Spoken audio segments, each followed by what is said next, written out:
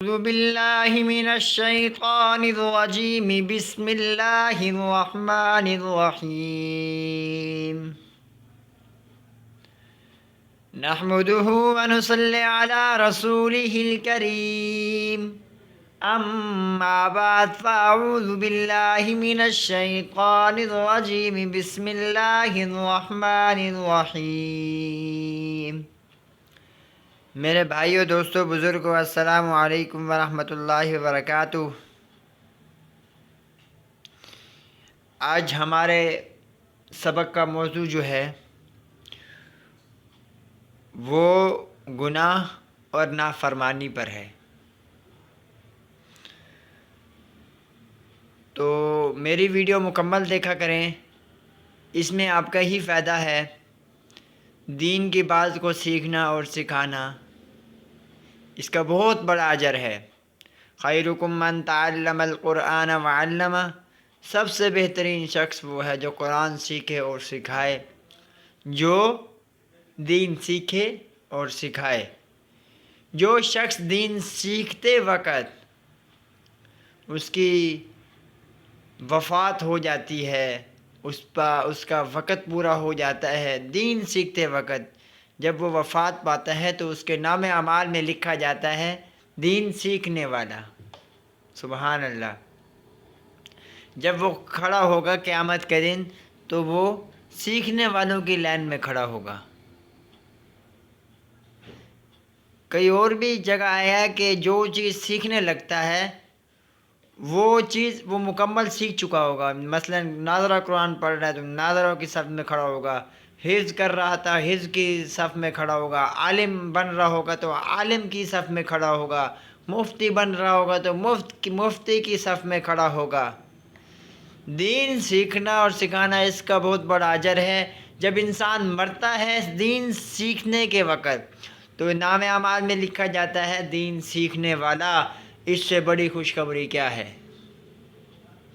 اللہ پاک، یہ ایمان کی موت ہے، یہ ایمان کی موت ہے کہ نام اعمال میں لکھا جا رہا ہے دین سیکھنے والا۔ دین وہ دین ہے جس کو سیکھنے کے لیے انسان جب گھر سے نکلتا ہے تو فرشتے اس دین سیکھنے والوں کے پاؤں کے نیچے اپنے پر بچھا دیتے ہیں، اس کو پروٹوکول دیتے ہیں۔ جب نام اعمال میں یہ لکھا جائے گا کہ دین سیکھنے والا تو ماشاءاللہ کتنے خوش نصیب ہوں گے۔ ایسے ہی جب گناہ گار بندہ فوت ہوتا ہے، جب کوئی مثال کو بس شراب پیتا ہوا بندہ فوت ہو جاتا ہے تو اس کے نام اعمال میں کیا لکھا جاتا ہے؟ اس کے گناہوں کے اعمال میں کیا لکھا جاتا ہے؟ شراب پیتا ہوا مرا۔ جب وہ اٹھے گا تو وہ بھی اسی ہی لذت میں وہ اٹھے گا، وہ شرابیوں کی لائن میں کھڑا ہو جائے گا، شرابیوں کی لائن میں کھڑا ہوگا۔ اب اس سے بہت بڑا خطرناک عذاب گناہ کون سا ہے؟ ڈرو، دین سیکھو اور سکھاؤ، اس میں ہماری بھلائی ہے۔ روزی رزق جو ہے نا وہ اللہ تعالیٰ نے اپنے ذمے لے رکھا ہے۔ اللہ تعالیٰ نے ہمیں روزی رزق دینے کا وعدہ کیا ہے۔ جو اللہ تعالیٰ نے وعدہ کیا ہے وہ اللہ تعالیٰ ہی پورا کرے گا۔ جو تم نے کرنا ہے وہ تم کرو، دین سکھاؤ، دین سیکھو، اچھے اعمال کرو، نیک اعمال کرو، برے کاموں سے بچو، ہر ایک کام اللہ کے حکم کے مطابق کرو۔ آج کا آپ کا موضوع کا سبق میں شروع کرنے جا رہا ہوں۔ اگر پھر بھی آپ کو کوئی مسئلہ ہو، کوئی بات پوچھنی ہو، میں آپ کا اپنا واٹس ایپ نمبر بتا دیتا ہوں۔ آن لائن کلاسز بھی دیتا ہوں واٹس ایپ پر، زوم پر، ایمو پر، تو آپ میرا نمبر لے سکتے ہیں 0302355169 0302355169۔ ٹھیک ہے جی۔ بسم اللہ الرحمن الرحیم۔ گناہ اور نافرمانی۔ سوال، معصیت کے کیا معنی ہے؟ جواب، معصیت کے معنی نافرمانی کرنا، حکم نہ ماننا۔ جس کام میں خدا تعالیٰ کے احکام کی نافرمانی ہوتی ہے اسے معصیت اور گناہ کہتے ہیں۔ گناہ کرنا بہت بری بات ہے۔ خدا تعالیٰ کا غضب اور ناراضگی اور عذاب گناہوں کی وجہ سے ہوتا ہے۔ گناہوں میں سب سے بڑا گناہ کفر اور شرک ہے۔ کافر اور مشرک ہمیشہ دوزخ میں رہیں گے۔ کافر اور مشرک کی شفاعت بھی کوئی نہیں کرے گا۔ قرآن مجید میں اللہ تعالیٰ نے فرمایا ہے کہ مشرک کو میں کبھی نہیں بخشوں گا۔ کفر اور شرک۔ سوال، کفر اور شرک کسے کہتے ہیں؟ جواب، جن چیزوں پر ایمان لانا ضروری ہے ان میں سے کسی ایک بات کو بھی نہ ماننا کافر ہے۔ مثلا کوئی شخص خدا تعالیٰ کو مانتا ہے یا خدا تعالیٰ کی صفات کا انکار کرے یا دو تین خدا مانے یا بتوں یا فرشتوں کا انکار کرے یا خدا تعالیٰ کی کتابوں میں سے کسی کتاب کا انکار کرے، کسی پیغمبر کو نہ مانے، قیامت کی تقدیر سے منکر ہو یا قیامت کے دن کو نہ مانے یا خدا تعالیٰ کی قطعی احکام میں سے حکم کا انکار کرے یا رسول اللہ صلی اللہ علیہ وسلم کی دی ہوئی کسی خبر کو جھوٹا سمجھے تو ان تمام صورتوں میں کافر ہو جائے گا۔ اور شرک اسے کہتے ہیں کہ خدا تعالیٰ کی ذات یا صفات میں کسی دوسرے کو شریک کرے۔ میں آپ کو سمجھاتا ہوں۔ کفر، انسان کافر تب ہوتا ہے جب ایمان مفصل، آمنت باللہ وملائکتہ وکتبہ ورسلہ والیوم الآخر والقدر خیرہ وشرہ من اللہ تعالی والبعث بعد الموت۔ اس آیات میں، اس ایمان مفصل میں 7 چیزوں کا ذکر ہے۔ میں ایمان لایا اللہ پر، اس کے رسولوں پر، اس کی کتابوں پر، اس کے فرشتوں پر، اور قیامت کے دن پر اچھی بری بات اللہ تعالیٰ کی طرف سے ہوتی ہے، اور موت کے بعد اٹھائے جانے پر۔ یہ 7 چیزوں کا ذکر ہے۔ ان 7 چیزوں میں سے اگر کوئی انسان کہتا ہے میں اللہ تعالیٰ کو مانتا ہوں نبی کو نہیں مانتا، یا پھر میں اللہ تعالیٰ کو بھی مانتا ہوں نبی کو بھی مانتا ہوں فرشتوں کو نہیں مانتا، ٹھیک ہے، یا پھر 5 چیزوں کو مانتا ہے 2 چیزوں کو نہیں مانتا، 2 کو مانتا ہے 5 کو نہیں مانتا، سمجھ لو وہ کافر ہے۔ 7 چیزوں کا ماننا ہی ضروری ہے۔ ان 7 چیزوں میں سے کوئی بھی اگر انسان ایک چیز کا بھی انکار کرتا ہے وہ کافر ہے۔ سمجھ آ گئی ہے؟ اگر نہیں سمجھ آئی تو آپ میرے واٹس ایپ نمبر پر مجھ سے رابطہ کر سکتے ہیں۔ سوال، خدا تعالیٰ کی ذات میں شریک کرنے کے کیا معنی ہیں؟ ذات میں شریک کرنے کے معنی یہ ہیں کہ 2-3 خدا ماننے لگے، جیسے عیسائی کہ 3 خدا ماننے کی وجہ سے مشرک ہیں، اور جیسے آتش پرست 2 خدا ماننے کی وجہ سے مشرک ہوئے، اور جیسے بت پرست کے بہت سے خدا مان کر مشرک ہوتے ہیں۔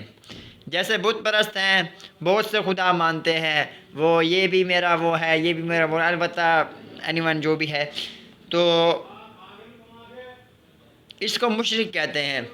اب سوال آ رہا ہے صفات میں شرک کرنے کے کیا معنی ہیں؟ خدا تعالیٰ کی صفات کی طرح کسی دوسری کے لیے کوئی صفت ثابت کرنا شرک ہے۔ جیسے خدا تعالیٰ کی صفت ہے نا، صفات، ان میں سے کہنا کہ یہ صفات اس میں بھی ہیں، مثلا یہ اس بت میں ہے، نعوذ باللہ اس بت میں ہے، تو اس کو شرک کہتے ہیں۔ خدا تعالیٰ کی جو صفات ہے وہ خدا تعالیٰ کی ہی صفات ہے، خدا تعالیٰ کے سوا کسی اور میں کوئی صفات نہیں ہے۔ اس لیے کسی دوسرے کے لیے صفت ثابت کرنا اس کو شرک کہتے ہیں۔ کسی مخلوق میں، کیونکہ کسی مخلوق میں خواہ وہ فرشتے ہوں یا نبی ہوں یا ولی ہوں یا شہید ہوں، پیر ہوں یا امام ہوں، خدا تعالیٰ کی صفتوں کی طرح کوئی صفت نہیں ہو سکتی۔ بڑے بڑے عالم ہو جائیں، مفتی ہو جائے، قاری ہو جائیں، شہید ہو جائیں، ولی ہو جائیں، خدا تعالیٰ کی صفت جیسی صفت نہیں ہو سکتی۔ اب سوال آ رہا ہے، شرک فی الصفات کی کتنے قسمیں ہیں؟ بہت سی قسمیں ہیں، یہاں پر چند قسموں کا ذکر کر کے دیتے ہیں۔ اب شرک فی القدرت، یعنی خدا تعالیٰ کی طرح صفت قدرت کسی دوسرے کے لیے ثابت کرنا، مثلا یہ سمجھنا کہ فلاں پیغمبر یا ولی، شہید وغیرہ پانی برسا سکتا ہے، یہ بیٹا بیٹی دے سکتا ہے، یا مرادیں پوری کر سکتا ہے، یا مارنا جلانا زندہ کرنا ان کے قبضے میں ہے، یا کسی کو نفع نقصان پہنچا کر اس پر قدرت رکھتا ہے، یہ تمام باتیں شرک ہیں۔ میں نے آپ کو پہلے بھی بتایا تھا کہ خدا تعالیٰ کی صفت کے ساتھ کسی دوسرے کو صفت ملانا وہ شرک کہلاتا ہے۔ خدا تعالیٰ کی صفت ایسی صفات ہیں کہ کسی کوئی بڑا سے بڑا ولی بھی آ جائے، بڑا سے بڑا شہداء بھی آ جائے، پیغمبر بھی آ جائے، رسول بھی آ جائے، خدا تعالیٰ کی صفت کے ساتھ نہیں مل سکتے۔ ٹھیک ہے۔ نمبر 2، شرک فی العلم، یعنی خدا تعالیٰ کی طرح کسی دوسرے کے لیے صفت علم ثابت کرنا، مثلا یوں سمجھنا کہ خدا تعالیٰ کی طرح فلاں پیغمبر یا ولی غیب کا علم رکھتا ہے، یا خدا تعالیٰ کی طرح ذرہ ذرہ کا علم انہیں علم ہے، خدا تعالیٰ کی طرح ذرہ ذرہ کا علم انہیں علم ہے۔ نہیں، ایسا نہیں ہو سکتا۔ یا ہمارے تمام حالات سے واقف ہے،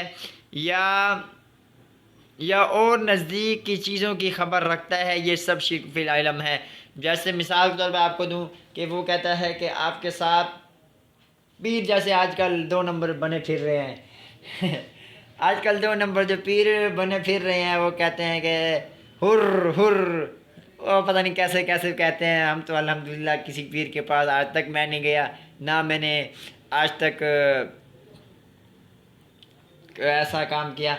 تو وہ کہہ دیتے ہیں کہ آپ کو فلاں بندہ، فلاں نام کا بندہ ہے، اس نے آپ پر جادو ٹونا کر رکھا۔ ارے بھائی، قرآن مجید پڑھو، قرآن پاک کی تلاوت کرو، کوئی جنات نہیں ہوتے، کوئی تعویذات، کوئی کسی کا اثر نہیں کر سکتا۔ سب سے بڑی ہدایت قرآن مجید ہے۔ اللہ پاک ہم سب کو عمل کی توفیق عطا فرمائے۔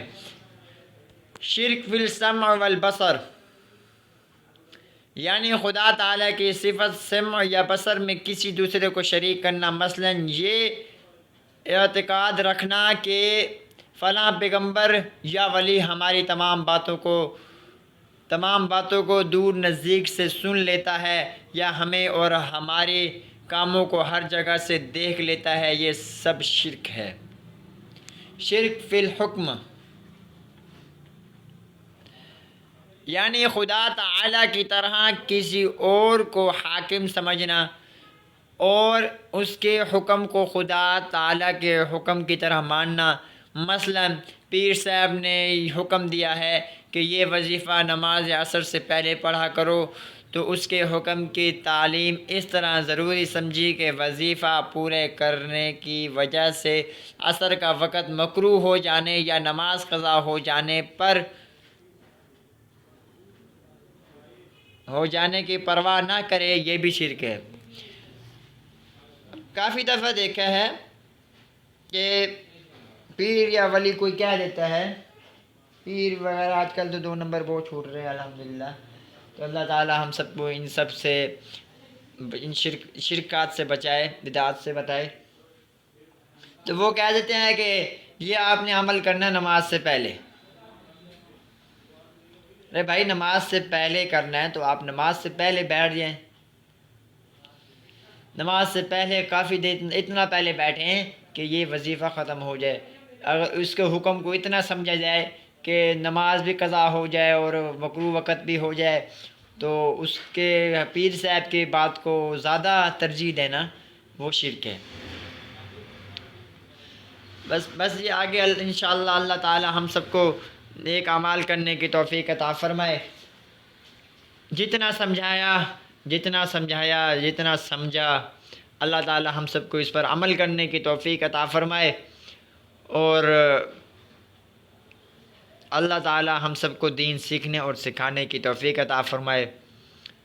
بقایا میں آپ کو بار بار کہوں گا، قرآن پاک سیکھو، دین سیکھو، اعمال کرنا سیکھو، نیک اعمال کرنا سیکھو۔ جب تک اعمال نہیں سیکھیں گے، نیک اعمال نہیں سیکھیں گے، اچھا سے اچھا عمل کیسے کریں گے؟